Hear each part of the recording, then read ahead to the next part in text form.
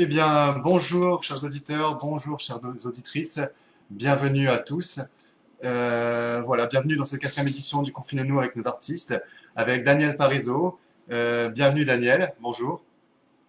Alors, on va activer le micro de Daniel. Alors, qui va arriver? Ce sont les joies du direct. Alors, voilà. Alors, Daniel, nous n'avons pas Oui, votre micro. Ça y est, ça y est. Bon, super. Bonjour Daniel, vous nous entendez? voilà. C'est Et super. bonjour à tous donc. Bon bah super, donc Daniel Parizeau, fondateur des Pianos Parizeau, accordeur réparateur, restaurateur formé aux usines Pleyel, un des maîtres de la profession et moi-même, Gaël Troude, technico-commercial chez Piano Parizeau. Donc nous sommes en compagnie de monsieur Cyril Guillotin. Bonjour Cyril, bienvenue. Ah alors pareil Cyril, on n'a pas le micro qui va Tu arriver, n'as pas le super. micro. Ah, Ah, voilà, il est bah, réactivé. bonjour Bonjour à Cyril, tous. super. Donc Cyril qui a accepté en fait sans une once d'hésitation notre invitation à partager son moment d'intimité. Alors Cyril, pour ceux qui ne le connaissent pas, c'est un pianiste concertiste international issu d'une famille de non-musiciens qui, dès l'âge de 8 ans, enchaîne les concours nationaux et internationaux, raflant au passage un grand nombre de victoires. Ton premier récital à 11 ans, à Prague, succession de salles parisiennes prestigieuses, Gaveau, Pleyel, Radio France, Le Châtelet, entre autres. Cyril, c'est également un premier prix mention très bien au CNSM de Paris. Tu m'arrêtes si j'ai des bêtises, hein, surtout. Des récompenses en musique de chambre et en direction d'orchestre. 2 albums et un double album. La création, puis la direction du festival Ma Vigne en musique Narbonne Classic Festival, festival qui se déroule annuellement en avril. Cyril, c'est surtout un homme talentueux, reconnu de ses maîtres, qui, par amitié et une longue et riche collaboration avec Daniel Parizeau, est heureux de vous accueillir chez lui aujourd'hui pour vous en dire plus. De nouveau, Cyril, merci. Merci à vous, c'est très gentil. C'est nous vraiment. Donc tant qu'à être dans les merci, j'en profite aussi. Je tenais à vous remercier chaleureusement, chers auditeurs, chers internautes, parce que vous êtes toutes les semaines plus nombreux à nous suivre. Il faut savoir que depuis le début de confinement avec nos artistes, nous avons doublé chaque live. Donc bravo à vous et merci encore. Je vous rappelle que vous mettez vos commentaires, vos questions en live. On les posera en direct à Cyril qui de toute façon est super connecté et pourra aussi vous lire. Donc Cyril, je te cède la parole. C'est à toi, tu nous en dis plus, parle-nous de toi, allez, raconte. N'hésite pas, s'il y a des choses que j'ai oubliées dans la présentation, vas-y, lâche-toi, il n'y a pas de souci. La parole est à toi. Ah bah, il y a peut-être un point que tu as oublié effectivement dans la présentation qui est non des moindres, même si aujourd'hui il m'occupe beaucoup moins que d'habitude pour cause de confinement, c'est l'enseignement. C'est l'enseignement et c'est la transmission à travers l'enseignement. Et ça, c'est quand même très très important parce que ça prend une grande part de ma vie. C'est un pan pas prioritaire, mais c'est un pan très important, principal, et c'est un équilibre que j'ai entre ma carrière de concertiste et l'enseignement. Donc voilà, c'est une petite chose qu'on va peut-être développer dans ce moment ensemble, mais ça fait partie de moi et c'est très important. Super. Daniel? Et moi alors, puisque je rebondirai, si j'avais une question à poser à Cyril, ben, c'est justement, puisqu'on parle d'enseignement, bon, ben, on sait, en tout cas nous, on sait que tu enseignes bien sûr au Conservatoire de Narbonne, hein. Je n'ai pas fait attention si ça avait été dit dans la présentation ou pas. Et donc, j'ai aucun doute là-dessus, effectivement, sur ton dynamisme à l'intérieur du conservatoire, voilà, concernant l'enseignement. Mais je vais retourner la question, en fait, un petit peu, quoi. J'aimerais, d'une part, savoir ce qui fait que un enfant, finalement, a envie de jouer du piano. Parce que ça peut peut-être, voilà, intéresser certaines personnes. Je ne sais pas s'il y a des jeunes qui ne me regardent pas. Et puis la deuxième chose, c'est de savoir effectivement quels ont été, alors en quelque sorte, les maîtres qui ont été les tiens. Alors j'en connais certains dont des noms prestigieux, hein. Voilà, je crois qu'il y a entre autres eu Aldo Cicconini et Brigitte Engerer, mais je pense aussi qu'il y a eu des gens beaucoup plus modestes au départ et qui Oh, peut-être malgré tout, enfin modestes ou moins connus, mais qui ont certainement peut-être eu autant d'importance, voire bien plus. sûr, bien sûr, bien Voilà. sûr, bien Donc sûr. j'aimerais bien que tu nous racontes un petit peu, alors pas forcément ton parcours directement, mais lié à ce plaisir que tu as d'enseigner, finalement, voilà, qu'est-ce qu'à toi on a pu te transmettre qui t'a donné envie? Le plaisir d'enseigner, en fait, c'est de partager, c'est de transmettre. C'est parce que je pense que, enfin voilà, on est là pour créer un lien. On crée le lien avec le public, crée le lien là comme on le fait aujourd'hui. On crée le lien avec les générations futures, avec les générations passées. Euh, c'est, c'est quand même, enfin, je crois que c'est l'ADN de notre envie, de notre motivation d'artiste quand on bascule complètement de ce côté-là. Euh, une motivation d'enfant, elles peuvent, je pense, être vraiment plurielles. Il y en a qui sont fascinés par le son même du piano, il y en a qui sont fascinés par la puissance du piano, il y en a qui sont fascinés par le côté assez digital, incroyable, de taper sur des touches, de bouger ses mains et que ça produit un mouvement, une effervescence.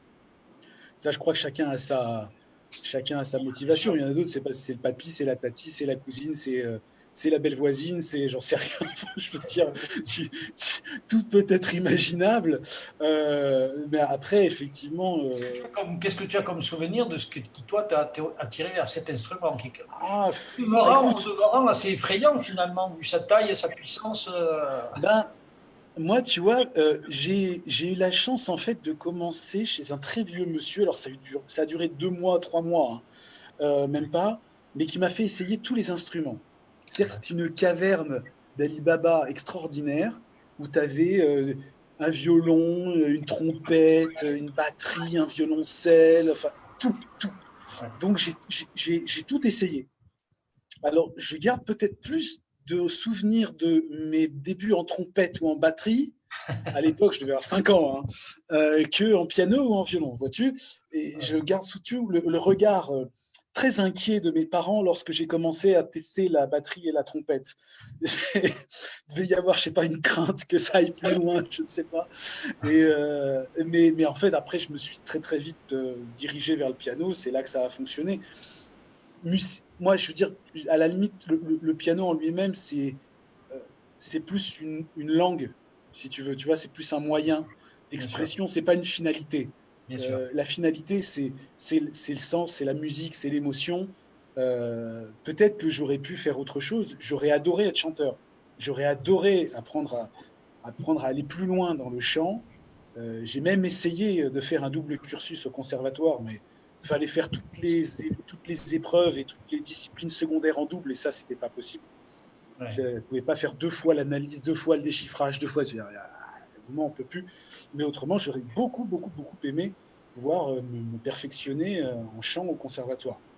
Mais donc, c'est vrai que je pense que il y a une motivation qui peut être multiple, qui peut être très, très, même parfois farfelue. Tout, tout, tout est bon du moment qu'on va sur la voie de l'art, en fait, Bien de sûr. l'art, de la sensibilité, du partage, du beau, du meilleur, enfin, de tout ce qui est tracté quelque part par l'apprentissage de l'art et par la musique en général, parce que c'est quand même des contraintes, c'est quand même une rigueur très forte. Et quand on rencontre cette rigueur 5, 6, 7 ans, pas toujours évident, quoi. Quand elle vient, qu'elle continue à 13, 14 ans, quand on a vraiment envie des fois de faire autre chose, c'est pas toujours évident non plus. Voilà, et c'est là que je pense que le rôle du transmetteur, du passeur, du pédagogue, elle Oui, est capitale. Elle est capitale parce qu'elle va te faire passer en fait toutes ces petits guets, toutes ces petites difficultés pour aller encore plus loin, voir encore plus la valeur. Enfin, c'est un chemin de vie, hein. Tu, tu as parlé de 2 professeurs effectivement qui sont très connus, mondialement connus, que ce soit Brigitte Ungerer ou Aldo Cipollini. J'étais plus un enfant. oui, bien Euh, sûr. Bien voilà, sûr. Brigitte Ungerer, j'ai commencé à travailler avec elle, j'avais 19 ans, et Aldo, j'avais 26 ans. Et donc, j'étais déjà concertiste. Voilà, évidemment, euh, ceux qui ont fait germer la graine au départ, bah, c'est des gens, même pour 6 mois, par exemple, c'est Agnès Rigouteau, la femme de Bruno Rigouteau, voilà, avec qui j'ai travaillé juste avant qu'elle ait son premier fils. D'accord. Et puis après, très rapidement, je suis allé vers celle qui sera ma maman musicale, qui est la pianiste hongroise Gabriela Torma. Et là, effectivement, s'il y a quelqu'un qui m'a biberonné quelque part au chant, à la musique romantique, à la musique russe, à la sensibilité, à la culture du son aussi chez les Français. C'est bien elle. C'est bien elle. Avant même que je rentre dans les différents conservatoires ou autres, il y a vraiment cette filiation très très forte avec cette merveilleuse pianiste. Et d'ailleurs, la filiation ira jusqu'à ce que, quand je sors du conservatoire, je reprendrai sa classe. D'accord. Donc voilà, il me passera sa classe au conservatoire de Limeil-Brévannes à ce moment-là, et quand je sors du conservatoire avec le prix, la filiation continue. Donc c'est vrai que c'est des rencontres, mais il faut une motivation hyper forte dès le départ, parce que autrement, il faut être maso quand même.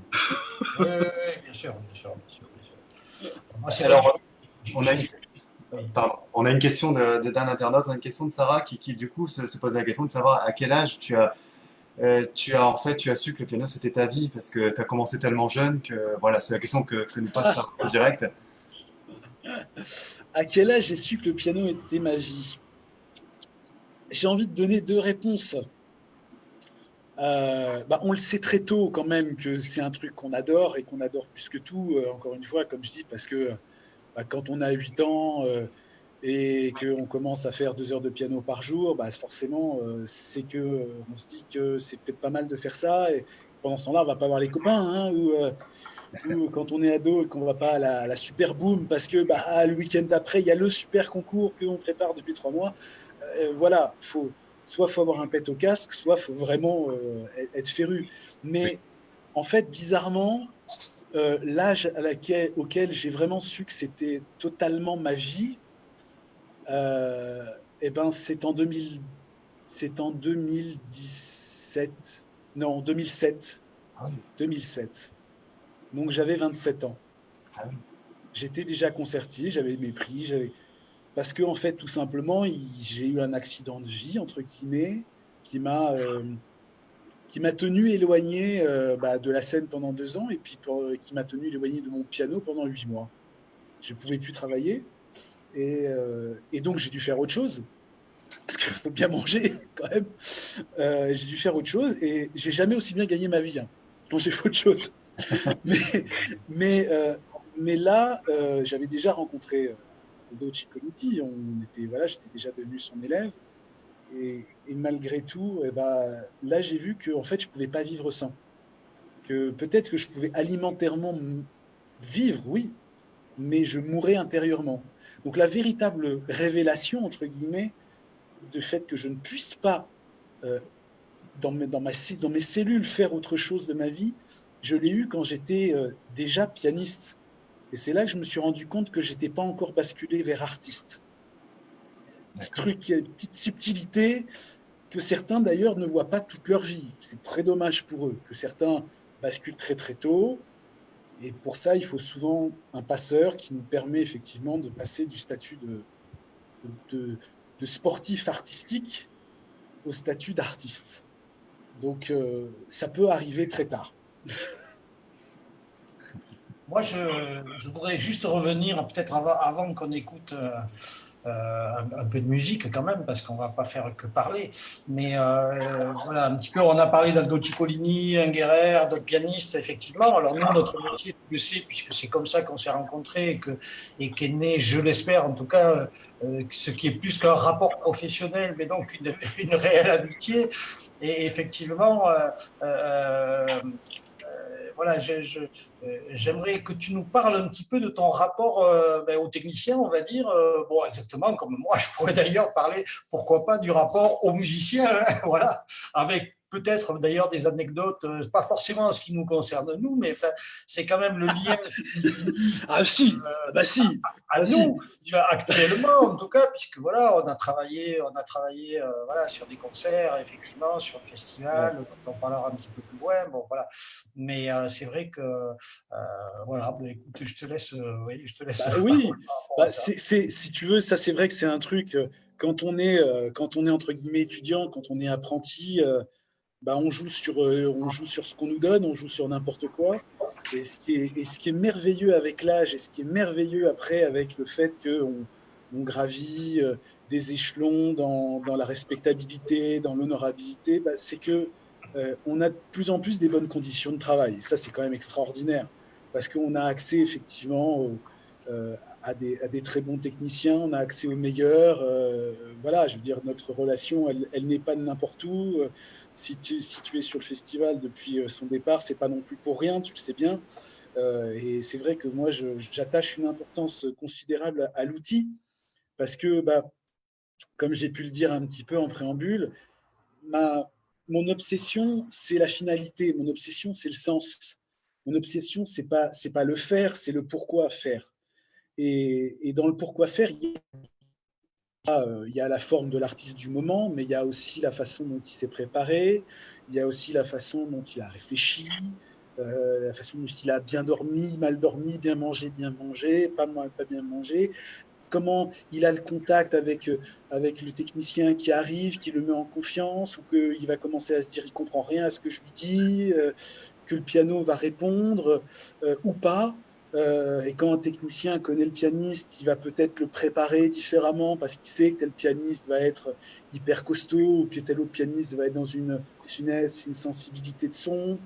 Et ça, c'est vrai que plus les années passent et plus c'est extraordinaire. Parce que c'est vrai que c'est beau, si tu veux, d'arriver sur une scène et puis de trouver un copain, déjà. Ça, c'est déjà vachement agréable.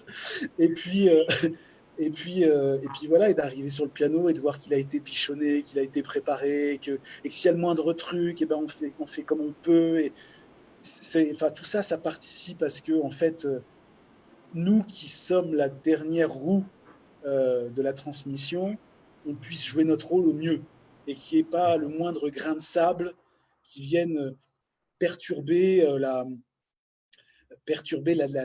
pureté de ce que l'on veut passer au public. Bien sûr.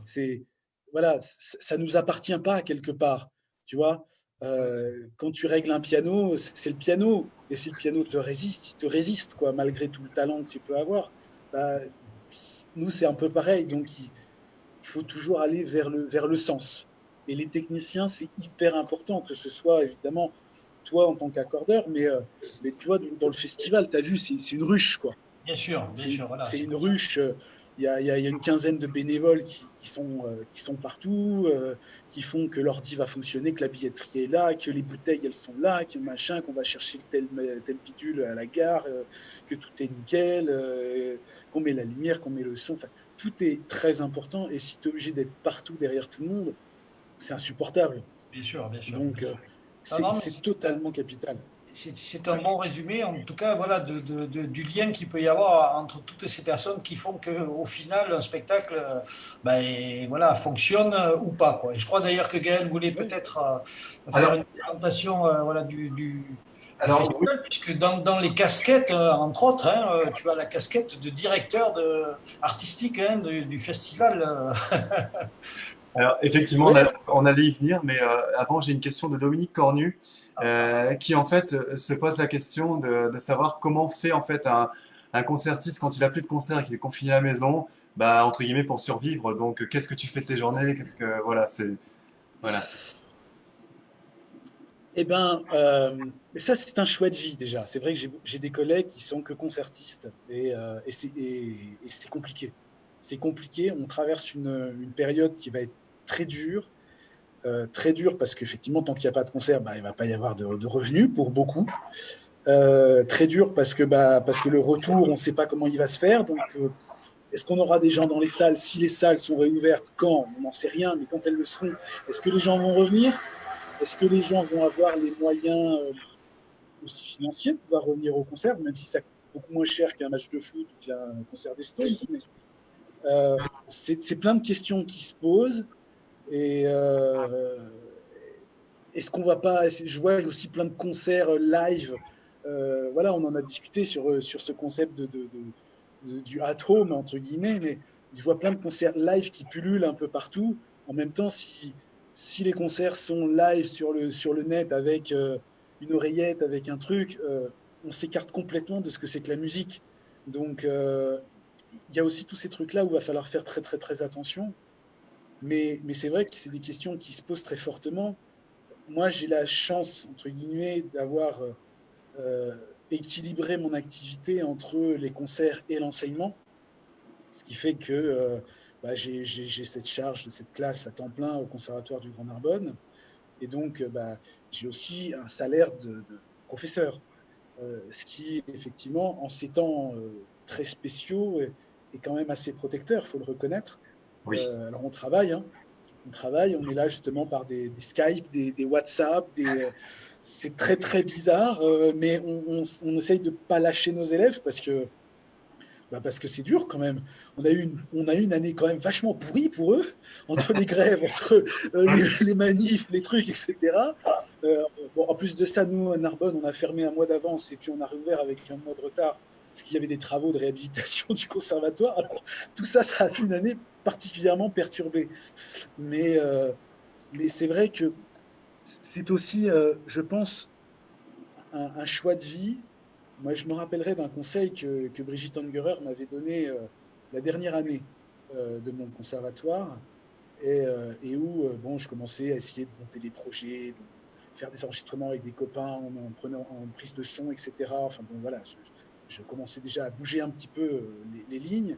Et elle m'avait dit effectivement, ne vous lancez pas à corps perdu dans la carrière parce qu'elle vous mange, elle vous dévore. Alors, c'est sûr qu'on a envie, hein, parce que c'est très tentant d'être sur les sunlights, d'aller les hôtels, les avions, les machins, faire 100 concerts par an.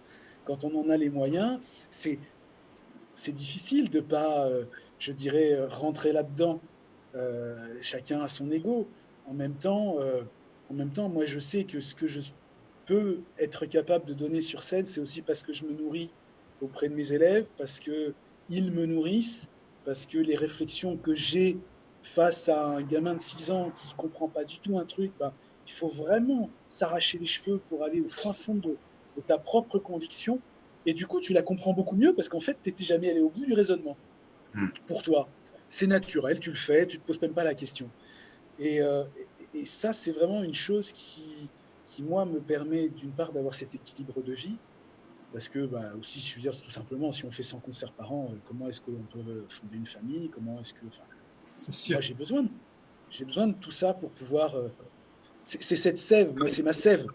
Si j'ai pas ça, je peux jouer comme une très belle machine. Ça, c'est tout à fait possible.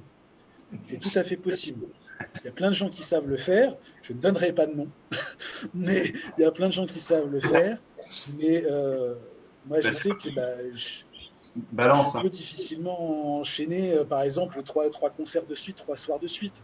Parce que tout ce que je donne à un soir, je sais que la nuit d'après, je ne dors pas parce que la nuit d'adrénaline est tellement montée que voilà. Donc, je sais pas. Forcément, on est obligé de se contrôler, on est obligé de donner moins, on est obligé de jouer beaucoup plus mécanique si on veut que ça tienne. Autrement, on se casse la gueule. Il y a un moment, ça marche plus, quoi. C'est sûr. Donc, c'est cet ensemble et c'est cet équilibre-là, quoi. Oui, c'est sûr. C'est beau en tout cas. C'est beau. Mais du coup, si tu veux bien, on va revenir du coup sur ton festival.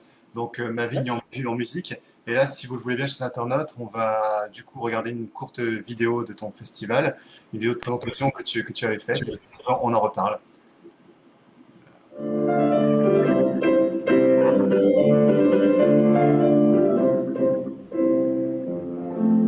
Ma Vigne en musique, c'est amener la musique classique à l'intérieur de ce qui fait l'identité du territoire de Narbonne et de ses alentours, à savoir la viticulture, l'œnologie.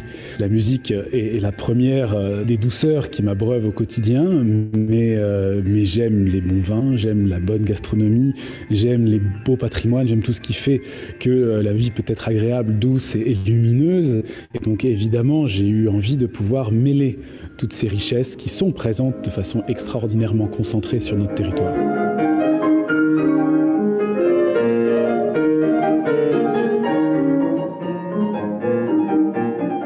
Il y a eu cette édition test, effectivement, l'année dernière, en 2016. On n'y attendait pas autant de ferveur et autant de monde, ce qui nous a porté à développer le concept, à prendre une ambition plus importante. J'ai essayé de travailler à faire une programmation qui soit équilibrée sur son contenu et également sur son agenda. On n'est pas sur une semaine 10 jours, on est sur aujourd'hui, l'édition numéro 2 2017, sur autour d'un week-end. Ce qui permet véritablement de se poser, de poser ses valises à Narbonne. Tout ça avec des petits points de rendez-vous chaque jour, chaque soir plutôt. Il y a quand même quelque chose de magique à se dire peut-être quand on verra des artistes dans 20 ans, dire moi je l'ai entendu quand j'avais 15 ans à Narbonne, à Mavignon Musique. Voilà, c'était un tout petit jeune, je l'ai découvert. L'année dernière, on a été sur 800 personnes dans 2 concerts sur un seul week-end. Donc cette année, j'ose espérer avoir la même chose de façon exponentielle et pouvoir remplir tous ces écrins, tous ces merveilleux écrins de bonne humeur, de joie de vivre et de bonheur tout simplement de partager ensemble.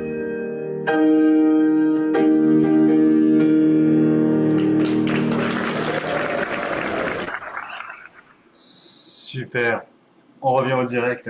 C'est super. Donc ça, en fait, c'est une vidéo, en fait, effectivement, qui date de 2017, me semble-t-il. Alors, les questions fusent, hein, effectivement. Mais je vois qu'en fait, c'est un festival qui allie la musique et le vin. Et moi, ce que je veux te demander, Cyril, c'est quoi pour toi un bon vin? Un vin qui me fait rêver. C'est tout. Ça peut être un blanc, un rouge, peu importe. C'est un vin qui me fait rêver. C'est voilà, c'est comme un son. C'est comme de la musique. On s'en fiche de savoir si c'est du Beethoven, du Satie, du Scott Joplin. On s'en fiche. Ça nous touche, ça nous transporte. Et puis voilà. Et ouais, non, un vin c'est pareil. C'est il y a des, on peut, je vais pas avoir du plaisir parce qu'on va me dire que c'est un Châteauneuf du Pape de 1900 je sais pas quoi, que la bouteille elle vaut 15 000 euros. J'en ai rien à faire. C'est pas ça que je bois. Donc, donc voilà, comme je suis partisan, je dirais, des concours à l'aveugle où voilà, on est derrière des rideaux et on entend la musique plutôt que de voir un jeune homme ou une jeune fille, et ben, je suis partisan de boire avec modération. Et puis voilà, et quelque part de se moquer de l'étiquette avant d'avoir bu. Après, c'est une autre affaire. Ok, et du coup, on a Sarah qui rebondit là-dessus et qui en fait se pose la question, qu'est-ce que tu lui recommandes si elle écoute du Chopin comme vin? Comme vin, Avec Chopin. ah, si elle écoute du Chopin, bah, on va être chauvin, hein, on va être très très chauvin. Je lui conseille de pouvoir boire soit une cuvée Chantal Thomas de Château-le-Bouis, ou alors une cuvée Célestine de Saint-Exupéry. Voilà, Ouais. du pêche céléran Saint-Exupéry. Tu fais local, c'est bien. Ouais. Je fais ma promo pour les partenaires. Du coup, pour revenir à des choses un peu plus. Voilà, il y a Patrice qui se demande en fait si tu as prévu de développer le festival, voilà, si tu veux. Bah, bien sûr, bah, le festival, effectivement, comme l'a dit très justement la vidéo, c'est bien que vous ayez choisi celle-là parce que c'est la vidéo de la naissance en fait, hein. Le festival, il s'est lancé en 2016 comme ça sur une idée de malade, en quelque sorte. Mais bon, Daniel sait bien que je fonctionne comme ça la plupart du temps. Et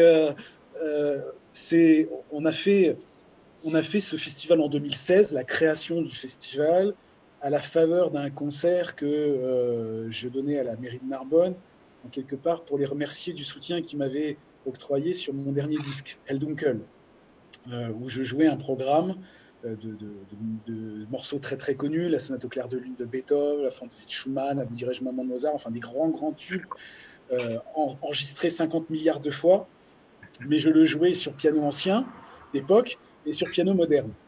Et donc, bah, c'était quand même un projet qui était assez énorme. C'est le double album auquel tu faisais référence dans ta présentation. Et donc, c'est quand même un gros truc et la mairie de Narbonne m'a aidé pour ça. Et donc, je leur ai dit, bah, écoutez, voilà, moi, j'ai envie de faire un concert avec quelques œuvres et surtout en faisant venir les pianos. Donc, en 2016, eh ben, j'ai fait venir 3 pianos, un Steinway, le Pleyel ayant appartenu à Chopin et un Erard. Et le Pleyel et le Erard sont les 2 pianos, deux des 3 pianos sur lesquels j'ai enregistré dans la formule piano ancien. Et donc j'ai fait ce concert d'une part devant des scolaires, 350 gamins d'école primaire, et puis on a refait après le concert, je dirais grand public. Et quand on a commencé à organiser ce truc-là, eh ben, l'élu à la culture de la ville, Yves Pénet, m'a dit, mais c'est très très bien votre disque, tout ça, là, c'est formidable, mais moi j'ai un autre truc à vous parler. Il me sort le dossier comme ça. Ma vie en musique, ce serait bien de le faire, ça. Je dis, ah bah ouais. Donc on va lancer, il faut faire un truc sur un week-end. Et donc, évidemment, je ne pouvais pas lancer ça tout seul. Et c'est là que je remercierai jamais assez mon grand ami Jean-Marc Louisada d'avoir accepté cette idée complètement de taré voilà, de lancer le festival comme ça. Et on a fait ça, on a imprimé les affiches en 2 semaines, on a placardé ça 3 jours avant, et on a eu 800 personnes sur un week-end. Ça, c'était en 2016. Donc, on s'est dit, ben là, voilà, le festival y est lancé, ça y est, on avait mis le truc, ma vie en musique, il faut y aller, quoi. Donc 2017, on a développé, mais on a fait attention de pouvoir développer de manière raisonnable, en fait. Parce que le but, c'était pas de faire un truc gargantuesque pour faire un coup d'éclat et puis se casser la figure au bout de 2 ans. Il y a trop de choses qui se sont faites comme ça. Donc, quand on envoie, quand on amène avec soi, quand on mobilise tellement de personnes, on n'a pas le droit, en fait, de les griller, je dirais, pour son petit caprice personnel. Donc, c'est quelque chose qui doit être pensé, réfléchi, construit. J'ai vraiment la chance d'avoir eu Frédéric Lodéon qui a tout de suite été fidèle dès 2017 et qui l'est depuis. Donc ça, c'est vrai que c'est génial parce que c'est un parrain extraordinaire. Et chaque année, on essaye de développer. Alors, ça a été un moment sur 10 jours. Après, c'était centré sur un week-end. Et depuis, on a trouvé une formule qui marche bien, qui est sur 3 week-ends. Donc, sur 15 jours, mais sur 3 week-ends. Pour pouvoir aussi défendre cette terre quoi, de Narbonne. Moi, je suis tombé amoureux de cette terre.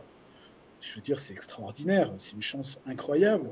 Et moi, j'ai envie d'en défendre les atouts. Les atouts, le vin, le patrimoine, la nature, l'architecture. Et donc, c'est tout ça aussi qu'on fait dans ma vie en musique, mais ça se construit petit à petit, quoi. Il faut y aller mollo. J'exclus pas un jour de faire rentrer le jazz, les classiques du jazz. Mais il faut y aller très progressivement pour que le modèle artistique, économique, communication soit solide, soit identifié, soit reconnu. Et que ça grandisse. Je serais super heureux si dans 25 ans, je suis essoufflé et que je donne le flambeau à un jeune pianiste ou autre qui prendra ma suite à la direction artistique. Et tout ce qu'on te souhaite. Bah écoute, hein, si je suis pas covidé d'ici là. De durer effectivement 25 ans, surtout que le contexte, malheureusement, cette année, remet Ouais. les choses un petit peu en question. Mais bon, voilà, on va pas s'étendre. Cette année, c'était pas possible. Hein, tu vois, là aujourd'hui, on aurait dû avoir quai numéro 5 qui joue justement au Château Pech-Céléran, Saint-Exupéry. Bon, ils seront tous là l'année prochaine. Ouais, c'est formidable, c'est formidable. En plus qu'il y avait franchement, je le dis en toute sincérité, mais voilà, il y avait une belle programmation et voilà, Ouais. c'est un crève-cœur. Voilà, alors c'est un crève-cœur pour nous parce que nous on en voit bien sûr beaucoup qui s'annulent, mais voilà, c'est un crève-cœur pour tout le monde parce que de toute façon, en plus, la culture, malgré tout, sera un petit peu la dernière roue de la charrette par rapport à la reprise, forcément, voilà, qui sera assez tardive, je pense, par rapport à d'autres. Ouais, mais tu vois, ce qui est fou, c'est que tu dis qu'effectivement, et c'est ce qu'on voit, hein, que la culture, pour nos gouvernants, ou en tout cas pour beaucoup qui ont les manettes, paraît être le dernier truc. Ah oui. J'entendais là ce matin à France Inter, je sais plus qui disait, qui répondait sur pourquoi est-ce que on laisse pas les festivals reprendre si on permet de prendre le métro. Parce que c'est sûr que si on s'entasse dans le métro quelque part en termes de contamination, c'est bien pire que d'être 1 heure dans une arène à Aix ou à Orange. Enfin voilà, pour la musique j'entends. Mais et c'est vrai que le type a eu une réaction qui m'a un petit peu quand même choqué, avec laquelle je n'adhère pas, toujours pas. C'est de se dire, mais est-ce que on accepterait que 100 personnes puissent être contaminées et meurent parce qu'elles se sont rendues à un concert? Oui, c'est ça. Oui, on n'admet pas que que 100 de personnes meurent et soient contaminées d'une quelconque manière. C'est pas dans le métro ou dans un concert. Là, ça fait 2 mois qu'on est confinés, sans culture, mais on serait tous des hommes des cavernes, quoi. Ouais. Si on peut pas lire, si on peut pas écouter, si on peut pas partager tous les trucs qui fleurissent sur la toile, c'est justement que ce besoin de culture, ce besoin d'élévation, il est là. Bien Euh, sûr, bien sûr. D'ailleurs, c'est, c'est pour ça qu'à notre modeste niveau, on essaye au moins d'en parler. ouais, mais c'est hyper important. Et on t'a remercié encore, d'ailleurs, parce que vraiment, c'est un pur bonheur que de t'écouter. Voilà, tu vois, parce qu'en plus des talents de musicien, je dirais que tu as les talents de conteur, hein. Ah, musicien, c'est une corde. Oui, oui, oui. C'est une corde Voilà, je parmi ne sais pas, d'autres. Gaël, si tu avais. Non, non, mais là, je vous laisse un peu la parole, Daniel. D'accord, d'accord. Ben, écoute, moi j'aimerais bien. Alors, donc, effectivement, on a compris en tout cas que les projets, forcément, en tout cas de festival, sont entre parenthèses. Forcément, il y en a d'autres, hein, qui sont entre parenthèses, mais on va oublier, disons, la situation actuelle et les délais qu'on ne connaît pas.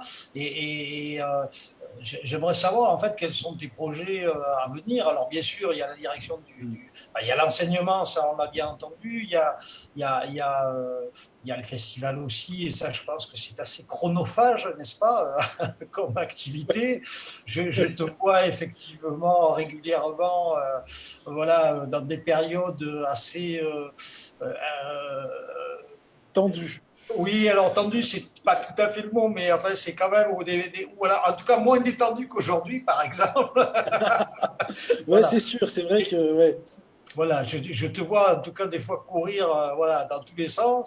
Mais voilà, bon, je pense que tu as peut-être des projets d'enregistrement ou autres d'ailleurs. Enfin, je sais pas, voilà. Oui, bah, c'est vrai que la vie continue. Alors après, on ne sait pas comment ça va se passer parce que déjà, c'est vrai que cette période-là, tu vois, il y a une chose auquel j'ai pas répondu. Je ne sais plus si c'était une internaute qui avait posé la question, mais qu'est-ce qu'on fait dans ce genre de période-là? Mais, mais on réfléchit, euh, on déchiffre, on prend le temps aussi d'écouter dans sa tête et pas simplement de rabâcher, mais de laisser décanter. On prend de l'épaisseur, on prend de la sève, on prend de la substance pour que bah, ça puisse ensuite repartir sur une sorte de méditation quelque part. Et ça, la période, pour le coup, euh, est propice. Parce que bah, on est forcé, entre guillemets, de se replier un peu. Et pour celles et ceux qui peuvent en avoir la possibilité et qui en ont la capacité, c'est une période qui permet de pouvoir s'interroger et, et donner encore plus de sens aux choses. Alors, les projets, bah, évidemment, bah, de toute façon, le festival, déjà, malheureusement, m'occupe aussi à annuler. Tu vois, c'est ça qui est Oui, complètement dingue quand même. C'est ouais. que c'est une occupation pour arriver à garder le contact, à voir comment on peut ne pas prendre le bouillon financièrement, parce qu'il bah, y a quand même des trucs qu'on a dû avancer, de reprogrammer les artistes, d'être fidèle dans la parole, de ne pas dire, bah, voilà, pas de bol, hein, tu étais programmé en 2020, donc bah, maintenant, on passe à 2021, donc faut tout décaler, il faut faire preuve de diplomatie envers tout le monde, ce qui est la moindre des choses. Et puis, à tous les autres projets qui, j'espère, vont pas s'annuler. Là, je dois normalement rentrer en studio fin juin, début juillet au CRR de Paris pour enregistrer mon prochain disque d'intégrale des Préludes de Debussy, enfin, le premier volet, le premier livre, D'accord.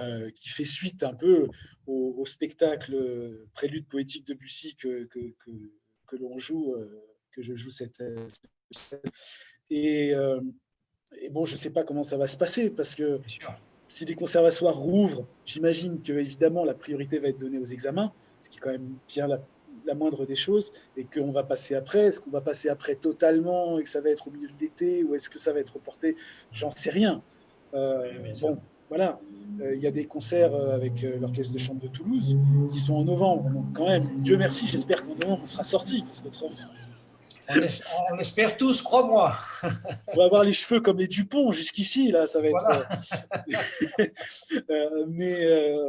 Voilà. Bon, en même temps, j'utilise ce temps pour que, bah, par exemple, le concerto L'Empereur de Beethoven que je devais jouer, bah, je vais le mûrir. Quand j'ai vu que c'était pas jouable de pouvoir maintenir le festival, j'ai arrêté une forme de travail et j'en ai pris une autre. Euh, j'ai arrêté de prendre le raccourci, on va dire, entre guillemets, puis je me suis permis de prendre une voie beaucoup plus longue, beaucoup plus riche aussi, parce que bah, plus, plus lointain. Donc, c'est vrai que tout ça, c'est des opportunités. Je pense qu'il faut les transformer en opportunités pour rendre plus riche, pour aller plus loin. Même dans le festival, on va essayer d'utiliser ça pour peut-être utiliser encore mieux et encore plus la musique contemporaine. Généralement, la création arrive 2 mois avant le festival. Donc, en termes de travail, de sensibilisation vis-à-vis des jeunes, vis-à-vis des quartiers prioritaires, c'est très compliqué parce qu'on fait ça vraiment dans le rush total de dernière minute. Là, l'œuvre Benoît Menu va l'avoir terminée. Donc, on va pouvoir travailler bien en avance, toujours avec le caractère de création et sans éventer les choses. Mais voilà, il faut essayer de créer des richesses pour améliorer, pour faire rebondir. Je veux dire, autrement, on va juste se désoler, on met tout entre parenthèses et puis on est reparti pour un tour. Ça ne sert à rien. À mon sens, ça ne sert à rien. Bien sûr. Non, mais tu as tout à fait raison. Il faut essayer de rebondir de toute façon. Ça, c'est sûr, et de profiter absolument de la période pour s'armer en quelque sorte pour un départ. Ouais. Voilà. Repenser un peu les choses et puis permettre de voir un peu quelles sont les priorités véritables de vie et de progrès humain, quoi. On a toujours l'impression d'être dans une espèce de petit trou là, avec un hamster qui court là. Et c'est vrai, moi j'aime pas être le hamster qui court. Ouais. De courir mais de faire du surplace, je déteste ça. Tu as raison. Gaël, je ne sais pas s'il y a des questions d'internautes ou pas là. Non, alors là, les internautes, remercie. On a beaucoup de remerciements, effectivement, internautes qui sont ravis, notamment Chris Lorenzati qui te remercie, qui nous remercie. Donc, je pense que les internautes sont friands, ils sont contents. Ouais. Et puis, je vois plein de coucous, voilà. Tout ça, je me dis, effectivement, je vois des gens qui... Je ne vois rien du tout parce que je ne suis pas connecté, effectivement, mais juste, je pense qu'on va profiter pour écouter la sonate pour piano numéro 14, appelée Moonlight, donc, qui est extraite d'un de tes derniers albums. Voilà, c'est ça. Hein, l'album, oui, ouais, tout à fait, sur El Dunkel. Dunker, voilà, donc je pense qu'on va lancer ça et on aura quelques minutes de musique. Impeccable.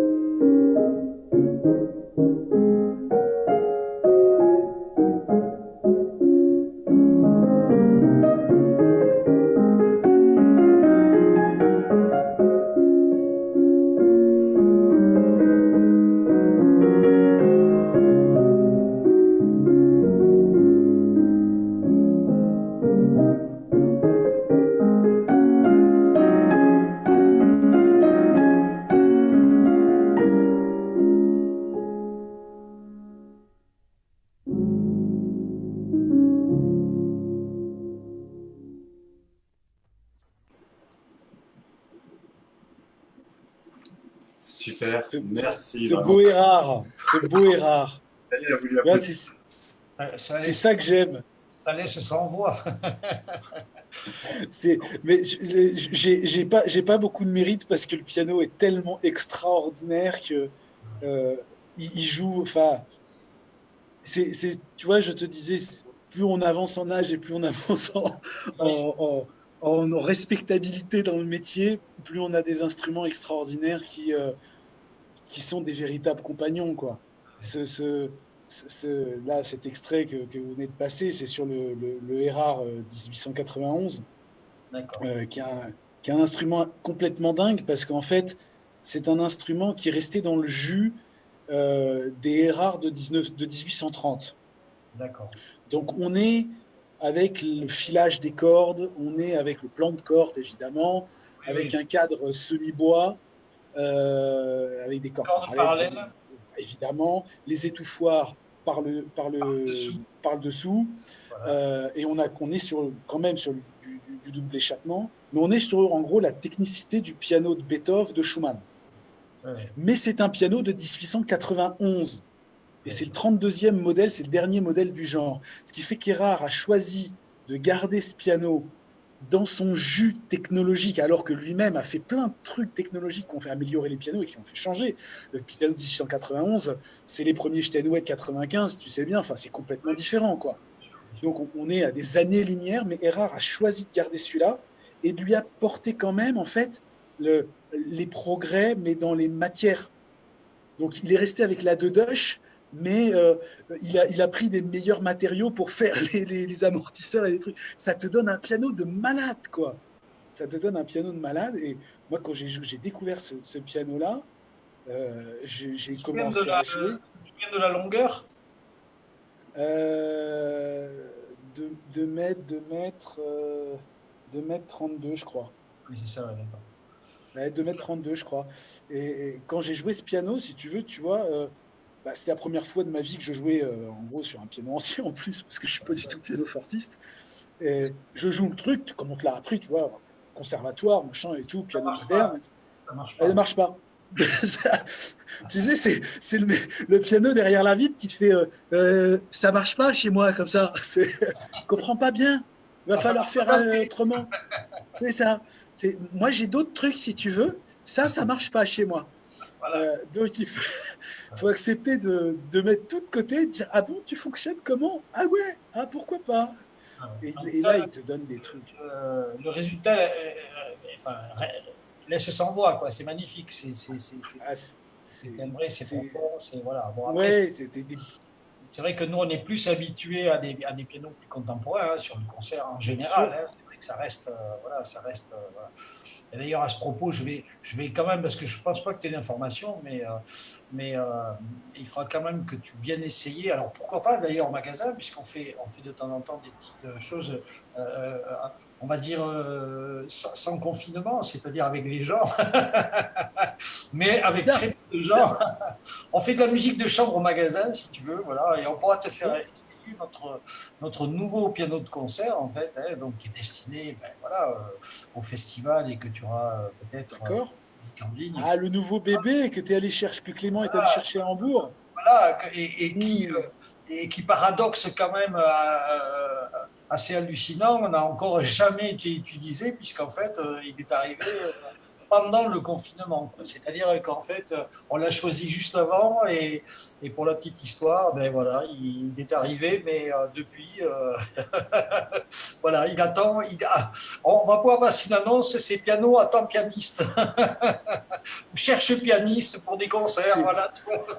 C'est le piano d'après, c'est celui du nouveau monde. Exactement, c'est celui du rebondissement. Voilà. C'est sûr, c'est sûr. Ouais, ben ouais, non, mais tu vois, ça c'est quelque chose qui est formidable parce que, tu vois, de toute façon, évidemment, je connais la qualité de tes pianos et j'ai cette confiance-là, mais ça c'est aussi assez génial, c'est que on se dise, bah tiens, il y a des nouveaux venus, quoi. Bien sûr. Et qu'il y ait toujours ce renouveau et que ce soit pas juste t'achètes le truc qu'on te propose à la centrale parisienne. Voilà. Mais voilà, pour tout te dire, et toi tu comprendras, peut-être que tout le monde ne comprendra pas, mais en fait, normalement, il n'aura pas les touches qui glissent. Ah, c'est bien ça, mais c'est bien. Ça devrait te Ah rappeler un oui, pianiste et un soir de concert. Mais voilà, hein, chut. moi j'ai joué aussi, il glissait, Daniel. Oui. Il glissait. Je sais pas comment. Je peux pas te dire pourquoi, mais Là, il glissait. il y a eu un produit. Non, mais c'est pas de toi que je parle en plus, parce que c'est pas toi qui jouais, hein, Ben non, non, mais moi j'ai fait un bis et j'ai pu me rendre ah compte. oui, C'est vrai que je sais pas, il y a eu un truc. oui, Il y a eu un oui. truc. J'aurais pas aimé être à sa place, hein, parce Non, que mais ça. écoute, je sais pas, il faudra voir avec la mairie de Narbonne quel produit ils utilisent pour nettoyer dans la pièce. Ah, S'il n'y a pas des silicones, c'est Alors, ça. C'est du please. Ils ont jeté du please. voilà. les internautes veulent peut-être avoir l'anecdote au complet, parce que là, je pense que c'est. Ah, Euh, oui, non, non, non. C'était un jour. Alors, j'ai perdu bien sûr le nom du pianiste parce que la mémoire, Cyril va m'aider. Mais effectivement, voilà, il y a eu un soir de concert où, avec un de nos pianos, bon, qui, moi je sais, le 588 001, hein, donc voilà, Ouais. c'est qui a une dizaine d'années maintenant. Et effectivement, les touches noires étaient glissantes en fait, voilà. Donc, et c'est vrai qu'une heure avant le concert, essayer de trouver une solution pour ça, c'est pas franchement évident, quoi. Voilà, donc de temps en temps, ça fait partie des petites choses qui arrivent voilà, qui sont aussi les joies de notre métier, on va dire, hein, c'est-à-dire la note muette, voilà, la touche qui glisse, et enfin, etc. Le petit bruit, bien sûr, la pédale qui grince, enfin voilà, etc., etc. Donc, et on fait ce qu'on peut pour essayer de résoudre les choses, voilà. Mais du coup, ça laisse des petits souvenirs comme ça, personnels, on va dire, voilà. Et c'était donc Bah, pendant le ouais. festival, même musique Mais c'est vrai que tu sais, dans la en salle même des temps, Cigales, à la mairie de Narbonne. quand enfin, tu vois, moi je peux comprendre ça parce que l'investissement et la prise de risque est telle quand je joue que avoir ce genre de piège latent, bah, ça me contraindrait soit à prendre des risques totalement inconsidérés, parce qu'en gros, tu peux faire des sorties de route, quoi, tout simplement, Bien sûr, soit bien sûr. à renoncer intégralement à tes prises de risques et donc à renoncer en fait à toi-même. Et il y a des pianistes qui ont des solidités extraordinaires, mais qui du coup, bah, si tu veux, on peut pas être à la fois hyper costaud et puis hyper fin. Voilà. Oui, Donc, non, mais moi, je remets pas en question, hein, voilà, bien ça me, sûr.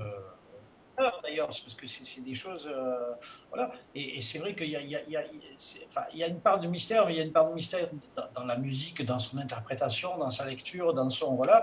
Et nous, on a une part de mystère avec des instruments, effectivement, voilà, qui sont assez, enfin, assez incompréhensibles, parce que c'est vrai que, effectivement, alors je pense que ça peut venir d'une usure aussi, tu vois, justement, du clavier, enfin, qui fait qu'un polissage en quelque sorte naturel, qui fait que la touche perd de l'adhérence, etc., etc. Bon, pour le point très précis, hein, la technique, mais c'est vrai qu'on n'a pas toujours une réponse voilà, immédiate en fait. Malheureusement, pour certaines choses, heureusement oui, mais voilà, c'est vrai que et c'est vrai que on a une réponse. on Hein. aurait, On a une réponse de on Patrick est très, qui lui propose d'utiliser de la colophane. Et qu'avec ça, ça devrait fonctionner. oui, voilà, peut-être sur les touches noires. Ouais, La colophane, c'est plutôt utilisé on par. peut tremper les doigts dans le miel aussi, hein, ça marche pas mal. Exactement. Du coup, Cyril, moi, Mais je me posais une question, puisqu'en fait c'est un peu notre métier aussi, notre métier c'est le piano.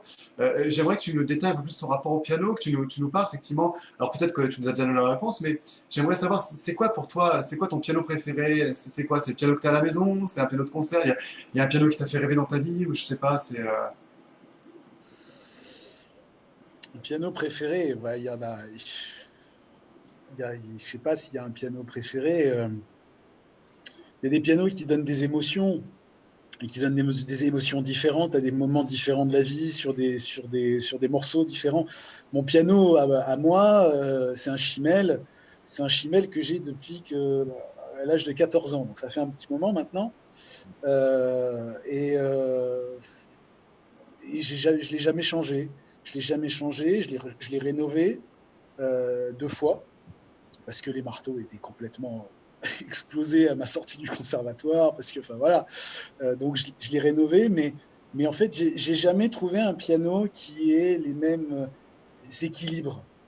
Euh, et c'est vrai que je me rappelle quand on l'a choisi, quand j'avais 14 ans, qu'on a fait tous les centres de vente de pianos parisiens, je l'ai trouvé au centre Chopin. Et j'avais essayé des tonnes de trucs. J'avais essayé des Steinway, j'avais essayé des Bösendorfer, des Fazioli. Enfin, voilà, je veux dire, c'était pas.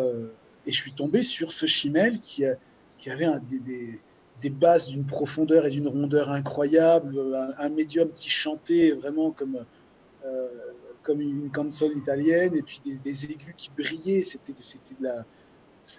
de l'eau, quoi. Donc, j'étais totalement sidéré et je me suis dit, bah, peu importe que ce soit Chimel ou autre chose, ce piano est splendide. Et finalement, j'ai jamais trouvé un piano qui me donne autant de satisfaction. Bon, si demain je gagnais au loto, peut-être que je ferais autre chose. Mais après, en concert, il y a, ouais, si, il y a quand même. En concert, moi, je me rappelle du piano que tu m'avais mis en 2018, Daniel. Je ne sais pas si c'était le même d'ailleurs que 2019. Tu sauras toi dans tes papiers, mais le piano qui était à Mavignon Musique en 2018 était particulièrement extraordinaire et c'est vrai que ça a donné des moments de magie assez fous. Il y a, y a un piano aussi au Japon qui m'a fait un effet complètement dingue. C'était un CFX, un Yamaha CFX. Euh, et des émotions fortes comme ça, mais aussi complètement dingue. En fait, les plus fortes que j'ai pu ressentir ces derniers temps, bah, c'est sur les pianos anciens et sur le Steingraber qui a servi à l'enregistrement à Bayreuth. Parce que c'était un piano unique, c'est un piano unique, et qu'il a une âme qui a un truc complètement dingue, quoi. Donc, tu as vraiment l'impression d'avoir une personne en face de toi et pas un numéro, tu vois.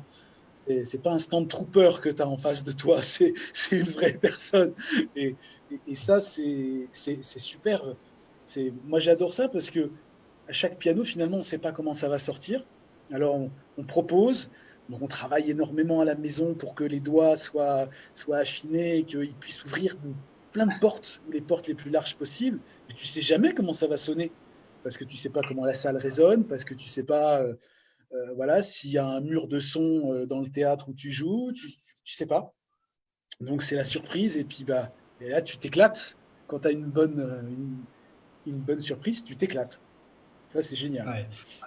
Alors, pour répondre quand même tout à l'heure, effectivement, 2018-2019, c'était pas le même piano, ça je le sais. En tout cas, je sais quel était celui de 2019. Après, celui de 2018, il ne reste que deux possibilités, mais je pense avoir eu. Il faudrait que je recherche, voilà, pour savoir lequel j'avais amené. Mais voilà, et puis après, c'est vrai qu'effectivement, je confirmerai ce que tu dis, c'est-à-dire qu'un petit peu, d'ailleurs, moi, on peut faire le rapprochement avec un vin. Moi, souvent, j'ai des émotions particulières avec un vin, effectivement, et je le repère, on va dire, je le goûte quelque temps après, et je lui trouve absolument pas la même saveur. Je dis pas qu'il n'est pas bon, mais Et il est oui, tout à fait différent. Et on peut avoir effectivement cette évolution dans le domaine du piano, dans le sens où effectivement, il y a l'acoustique de la salle, ça c'est une chose, mais même dans la même salle, je dirais, alors on pourrait presque, à 15 jours d'intervalle, le piano ne sera pas forcément le même, parce qu'en ah fait, ouais. il a été joué, il a été travaillé, il a été réaccordé, il a été voilà. Mm. Et c'est vrai qu'on on peut difficilement avoir voilà une continuité euh, enfin parfaite effectivement. Et bon, moi à mon avis le principal élément ça reste l'acoustique. Et je dirais aussi que et ça, c'est ma vision de technicien quand même, hein. Donc, amis pianistes, ne vous sentez pas agressés, mais je dirais que le même piano dans le même lieu, puisque nous, par exemple, on fait très régulièrement à la Lougrain, donc c'est une salle qu'on connaît mais parfaitement parce on y va vraiment des dizaines de fois par an. Et le piano dans la même salle et moi situé au même endroit, le pianiste ne va pas le faire sonner du tout de la même façon, hein, enfin tel ou tel pianiste. Donc c'est vrai que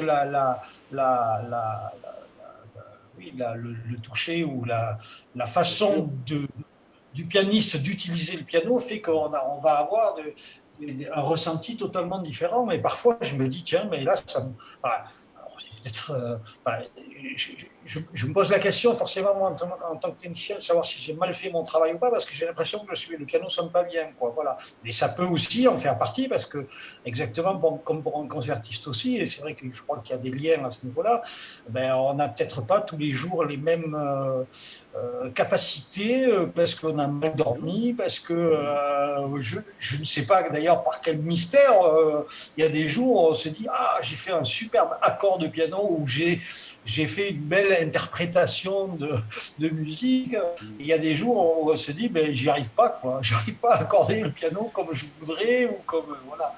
Donc c'est vivant, c'est voilà, vivant, c'est mystérieux, c'est vrai que c'est ouais, voilà. mais il y a une part de mystère, mais il y a une part effectivement, l'instrument nous parle, l'instrument réagit. Il y a un facteur temps. Moi, je sais que quand j'ai la possibilité, j'aime bien arriver la veille sur les lieux des concerts quand je dois voyager, et j'aime bien faire une répétition la veille au soir. C'est-à-dire arriver vraiment et faire une répétition avant le dîner. Parce que faire la connaissance du piano la veille, eh ben, le lendemain, on ne le retrouve pas de la même manière. On a l'impression qu'il se passe des trucs pendant la nuit qui s'ouvrent. Voilà, une maturité. Ouais, il s'ouvre, tout simplement, il se bonifie et il arrive à maturité au bon moment, la plupart du temps, quand il est bien réglé, justement. Mais le premier abord, il est toujours assez vert, comme ça, assez froid, et moi, je trouve que c'est normal. On n'a pas assez de temps d'ailleurs sur la notion comme ça de concert, on n'a pas assez de temps en fait pour réellement travailler ensemble. Et moi, c'est vrai que ce que je préfère finalement avec du recul, hein, enfin, on va dire une certaine expérience, c'est le travail d'enregistrement parce que effectivement, il peut s'étaler. Moi, j'ai fait des enregistrements qui sont étalés sur 10 jours ou plus d'ailleurs, hein, suivant voilà, si c'est un disque simple ou triple. Mais enfin, voilà, donc et là, on se rend compte.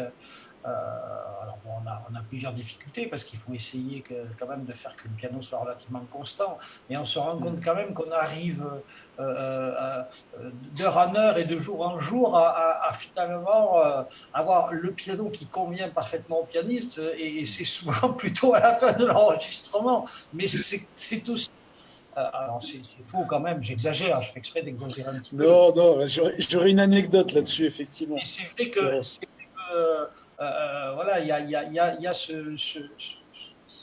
cette nécessité du temps de travail et de compréhension peut-être des deux personnes, hein, en fait. Enfin, il n'y en a pas que deux hein, sur des enregistrements, puisqu'il y a quand même un ingénieur du son et souvent un directeur artistique qui est primordial aussi, et qui a d'ailleurs aussi une oreille, hein, bien sûr, mais voilà. Mais c'est vrai que c'est ce temps voilà, qui est voilà, qui permet effectivement de vraiment avancer entre le piano et le musicien, quoi, voilà. Et ça, c'est vrai qu'en concert, on a souvent des conditions beaucoup plus difficiles, comme tu le disais si bien, entre les avions qui sont en retard et entre voilà, l'hôtel qu'il faut aller, voilà, enfin, etc. etc.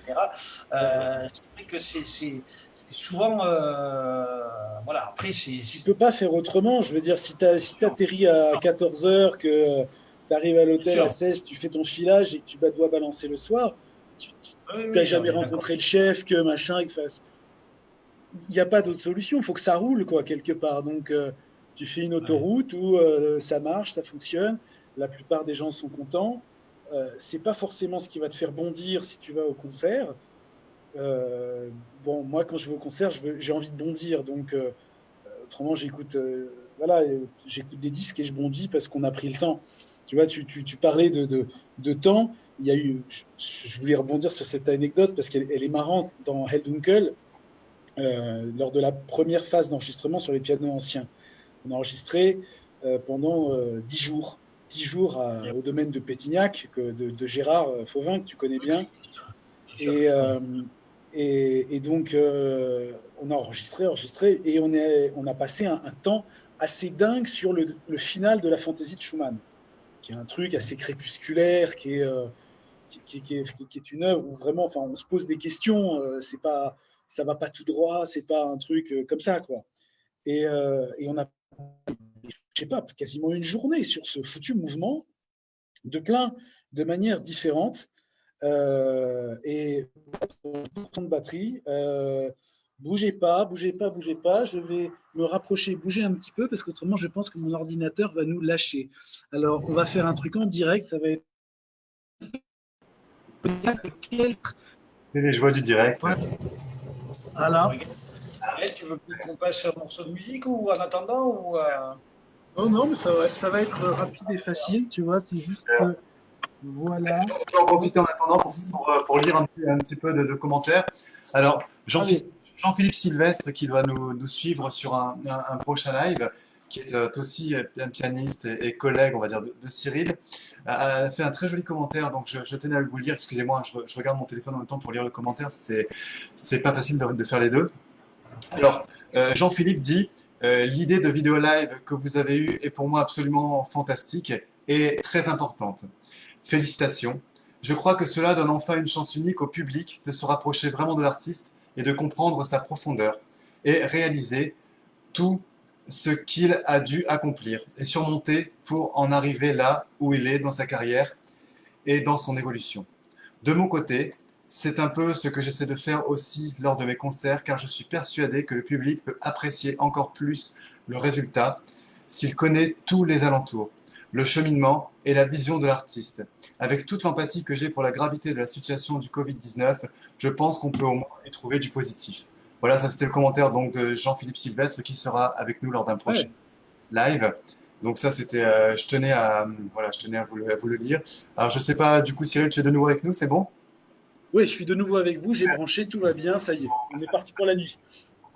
C'est une voie du direct, hein, on fait ce qu'on peut, c'est du fabrication maison, donc c'est vrai que c'est notre recherche quelque part, et je pense que c'est bien que ça reste comme ça. Ouais, c'est un beau commentaire, effectivement, ouais, je vais essayer de le retrouver. Ouais. Mais c'est. Alors Jean-Philippe nous écoute du Canada.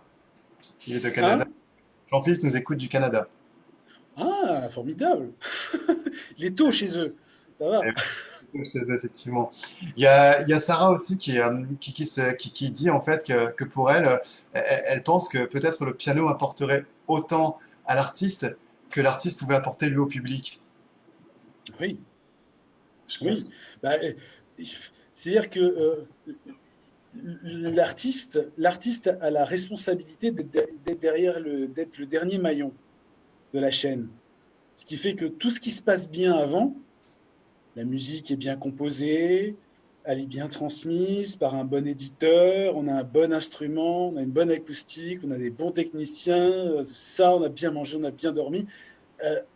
Après, il y a l'artiste. C'est le dernier maillon. Donc, si lui, il plante, bah, tout ce qui est bien avant, ça passe pas forcément bien jusqu'au public. Mais donc, c'est vrai que si le piano, qui est le dernier maillon avant le pianiste, est un élément qui va le nourrir, ça va encore plus permettre, à mon sens, au pianiste de pouvoir faire passer tout ce flot qui arrive par lui, quelque part. C'est des espèces d'écluses, c'est des espèces de portes. Et si la dernière, elle reste fermée, bon, voilà. Mais si en même temps, tu as derrière toi une écluse qui n'est pas bonne, bah, tu vas avoir du mal à faire passer tout l'héritage aussi bien qu'il puisse être. Et ça, c'est vrai que ça, on a besoin aussi de pouvoir se connaître pour ça. Et c'est là où connaître des pianos, connaître des techniciens, voilà, sans aller forcément jusqu'à Michelangeli avec ses quatre pianos, ses 3 techniciens. Voilà, mais en même temps, ça peut se comprendre. En même temps, voilà, même si ça va quand même très très loin, ça peut se comprendre. Et avant d'être coupé par cette histoire d'alimentation, je voulais vous raconter cette anecdote parce que je trouve qu'elle est assez belle lorsque l'on a fait cet enregistrement donc, de Helldunkel, et dans ce troisième mouvement, qui nous a pris beaucoup de temps, eh bien, on a fait d'autres choses après. On a enregistré d'autres trucs. Et puis, quand on a fini le disque, en gros, ma directrice artistique, Judith Carpentier-Dupont, m'avait dit « Tu vois, on se referait pas un petit peu du final du Schumann, comme ça, pour le plaisir ?» Pour le plaisir, quoi. Parce que maintenant, on a fini le disque, ça fait 10 jours qu'on n'en peut plus. Voilà, allez, on se fait plaisir. Et elle me dit « Tiens, vas-y, fais-le comme si, de cette manière-là, avec, en gros, cette orientation-là artistique. » J'y vais, on joue, quoi. Fais-le comme ci, fais-le comme ça, 3-4 fois, 3-4 orientations différentes. Et je ne savais pas que ça tournait, par contre, pendant ce temps-là. Et puis après, elle me dit, bon, bah, tiens, fais comme tu veux. Donc, je joue. Puis elle fait, c'est bien, on l'a. Oui. Je dis, donc, on s'est fait suer pendant des jours et des jours pour que finalement, on prenne celle-là, quoi. Mais c'est là où on peut reconnaître que l'intelligence de ta directrice artistique. Ah oui, oui, elle avait bien cerné le bestiau, il n'y avait pas de problème. C'est vraiment le rôle effectivement d'arriver à orienter l'abordage, je dirais, de l'œuvre de façon différente, on va dire. Voilà. Ouais. Moi, j'ai découvert ça, bien sûr, hein, en tant que technicien piano, mais quand on ne travaille pas sur le piano, justement, on observe ce travail-là, en fait. Et pour moi, ça a été quelque chose de tout à fait nouveau. Et effectivement, voilà, j'ai découvert le travail de la direction artistique. Alors après, tout le mérite revient au pianiste, on est bien d'accord, c'est lui qui joue.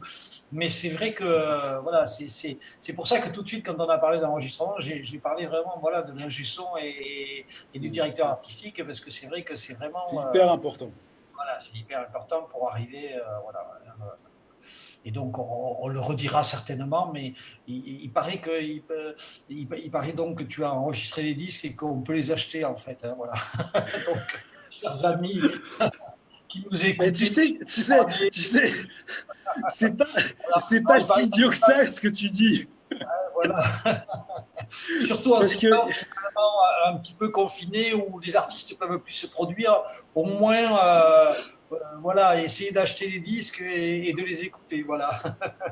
Ah, si tu veux, c'est vrai que mais le Helldunkel, justement, on le trouve plus maintenant. Il est épuisé, tu vois. Il est épuisé, on le trouve plus, donc voilà, il faudra attendre une réédition dans quelques années. Là, il y a mon premier qui a été réédité, Sortilège, avec les tableaux d'une exposition de Moussorgsky, Casse-Noisette. D'accord. Arrangé par Pletniev, et puis 3 superbes pièces de Laurent Lefrançois, les visages, et donc de la musique contemporaine. Et ce premier disque, je l'avais sorti, c'est mon tout premier, c'est celui que j'ai fait en 2013, qui est sorti un petit peu, voilà. Et là, il vient d'être réédité chez Calliope. Donc, il y a bien moyen d'acheter des disques de Cyril Guillotin. Il y a quand même un peu de moyen d'acheter en attendant que le Debussy voit le jour. Voilà, et en attendant que le prochain soit dans la boîte. Ouais. Il se prépare. Puis il y a des Beethoven aussi, parce qu'effectivement, je vous ai parlé du concerto L'Empereur, mais ça n'est que le tout petit début d'un projet beaucoup plus gros qu'on veut mener avec l'Orchestre de chambre de Toulouse, d'enregistrer l'intégrale des concertos de Beethoven avec orchestre de chambre, donc avec une réduction pour orchestre à cordes que Gilles Colliard fait merveilleusement, qui a déjà fait. On risque peut-être de se retrouver alors là. Ah, c'est pas exclu. Pas exclu. Ça sera un vrai plaisir. Tu feras attention sur les touches noires. Voilà, mais là, on mettra quand même, tu verras. Enfin, écoute, non. On te fera choisir le piano, là, carrément, donc ça sera différent. Non, mais au-delà de ça, je tiens à dire que le concert de Bruno Rigouteau, parce que c'était Bruno Rigouteau, était extraordinaire. Extraordinaire. Alors, je pourrais presque dire que finalement, il était peut-être mieux grâce à eux, pardon. C'est ça. Bah, tu sais, il a fait un bis extraordinaire où il fait des répétitions comme ça, style mandoline, qui est en fait une composition de son jus, parce que voilà, il a ses origines italiennes. Mais enfin moi comme tous les autres, hein, mais il m'a cueilli. Vraiment, j'avais les yeux qui étaient tout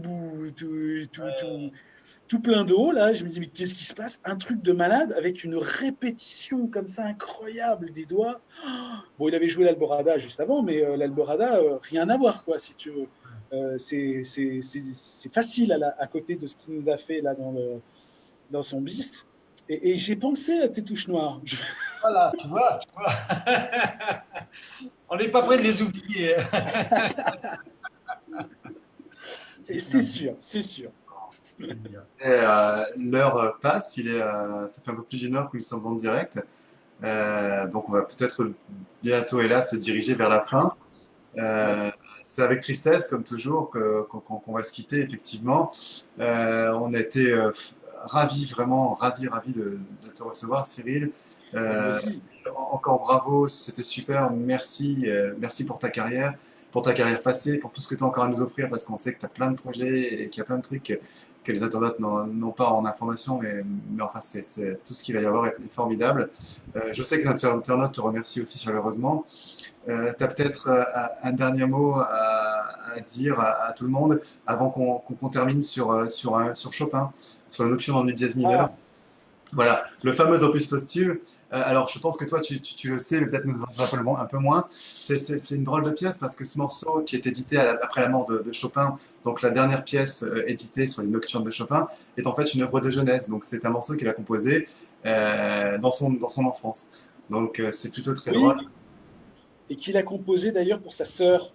Oui, Qu'il a exactement. composé pour sa sœur, pour qu'elle puisse s'entraîner, C'est ça. pour se familiariser avec ce qui allait devenir son deuxième concerto, qui en ferait son premier. C'est quand même pas mal comme exercice. Moi, j'aime pas mal. Hein. Je trouve que c'est, tu vois, comme un truc de Czerny. Tu vois, je trouve que c'est péchu quand même. C'est c'est des types comme ça, je sais pas. Tu vois, ils font des études. Ils savent même pas faire des exercices gnangnan, quoi. C'est pas possible. Non, mais ça a été un plaisir. Écoutez, pour moi, vraiment d'être avec vous. Je trouve que c'est formidable qu'on Je voudrais puisse quand même. échanger. Voilà, moi, je voudrais te remercier. Ben, alors, à la fois, d'abord d'avoir répondu, bien sûr, puis c'est un plaisir parce qu'on se connaît, et voilà, qu'il y a de l'amitié, mais en même temps, c'est un exercice où tu m'as paru répondre avec beaucoup d'intensité, d'honnêteté. Et je t'en remercie parce que franchement, c'est ce que moi j'ai perçu à travers cet écran. Je préférerais être avec toi sur ta terrasse, mais il se trouve que malgré tout, tu as su nous faire passer ça. Et voilà, pour moi, c'était un vrai bonheur de passer cette heure avec vous tous, mais en particulier donc avec toi, Cyril. Bah, écoute, merci, merci, merci. Tu sais que pour moi, c'est très important de partager. Tu sais que c'est comme ça que je vois mon métier, si on peut appeler ça un métier, ma raison d'être. Et effectivement, Voilà, et profitons de ce temps pour. je maintiens l'invitation hein, à venir jouer dès Ah que ce oui, soit possible. Voilà, hein, quand tu veux, sur le piano, t'as donc mon portable. voilà, hein, donc et, voilà. Avec Allez, grand plaisir, avec grand plaisir. Et puis vraiment, si je peux en délivrer, je dirais un dernier message, c'est sur les gens qui ont pu nous suivre ou qui nous suivront, qui reverront ce direct plus tard, c'est c'est- c'est d'essayer de se poser la question euh, à quoi ça sert, plutôt oui, que de faire, plutôt que d'amasser, plutôt que de monter, de grimper, de gagner. C'est le pourquoi. Pourquoi? Ça sert à quoi? Et qu'est-ce que ça va donner plus tard? Parce que nous sommes tous que éphémères. C'est cette question-là qui, je pense, peut vraiment nous faire avancer beaucoup sur n'importe quel corps de métier, sur ça, n'importe quel âge. ça serait Pourquoi? Tout simplement. ça serait une vraie bonne chose, mais bon, On peut espérer, hein? Écoute, oui, il faut espérer. On est d'accord, il faut espérer. il faut y aller. Il faut y aller, il faut se battre. Voilà, on va continuer à se battre. Bon, Gaël, voilà, je sais pas, Non, non, bah je là, te laisse, je te laisse conclure. on va conclure avec Chopin et avec Cyril, du coup, au piano. On vous salue encore une fois tous. On vous remercie du fond du cœur d'être avec nous et de nous suivre toutes les semaines. On se retrouve bien entendu samedi prochain pour un prochain live. Même heure, même porte, je dirais, même lieu. Donc, chez vous, derrière l'ordinateur ou le smartphone ou la tablette, enfin, Voilà, donc on est ravis, heureux, contents. C'est un exercice qu'on essaye de faire pour nous, parce qu'on a aussi besoin de nos artistes. Des gens comme Cyril nous manquent beaucoup. C'est notre vie, notre métier, notre passion. On a besoin de leur contact, on a besoin de leur présence, on a besoin de partager autour du piano. Mais on ne le fait pas que pour nous. Parce que c'est important aussi que vous vous rendiez compte que ce qu'on fait, c'est un métier, que ces messieurs, là, comme Cyril, c'est leur vie. Que Cyril, là, il est sympa, il est sur sa terrasse, il nous reçoit chez lui. Mais il est évident que le piano lui manque, comme à tous nos pianistes, à tous nos musiciens du monde entier auxquels on pense fortement et qu'on a hâte de retrouver très prochainement, le plus tôt possible. Donc encore une fois, merci à tous, merci à Daniel, merci à Cyril. Et puis bah, maintenant, il n'y a plus qu'à aller en musique, quoi. Super. Merci à vous. Merci.